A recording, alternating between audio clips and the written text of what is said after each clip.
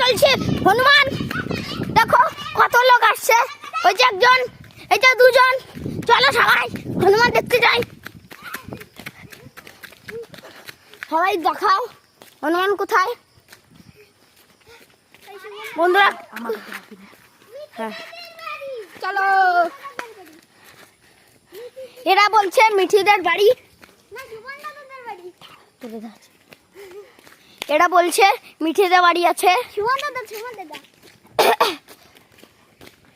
তো গাইস দেখা যাক কোথায় আছে। তো চলো দেখ ডিশ কেটে দিয়ে চলে গেছে।